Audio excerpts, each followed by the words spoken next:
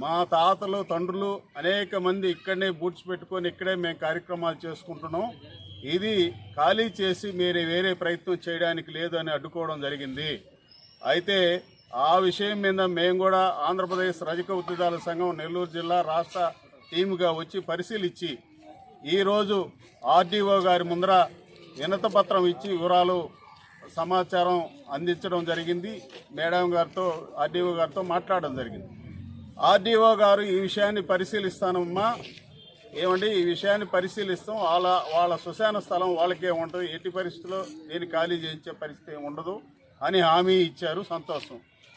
అయితే మేము చెప్తున్నాము, మేము కోరుతున్నాం, గత ప్రభుత్వాలు కానీ ఈ ప్రభుత్వాలు కానీ పెత్తందారులుగా ఉన్నటువంటి కొద్దిమంది ఎక్కడ శ్మశాన భూములు కానీ ఎక్కడ ప్రభుత్వ రకాల భూములు, ఏ రకం భూమి అయినా ప్రభుత్వ రక భూమి మొత్తం మీద ఆంధ్రప్రదేశ్లో 34 రకాల భూములు సుమారు ఈ రోజుకి 70 లక్షల ఎకరాల భూములు కోనేరు రంగారావు సిఫారసుల మేరకు 70 లక్షల ఎకరాల భూమి పేద ప్రజలకి 35 రకాల భూమి ఇవ్వడానికి సిద్ధంగా ఉందన్నటువంటి రిపోర్టు ఈ ప్రభుత్వాలు ఏం చేసాయో ఎవరికి తెలియదు.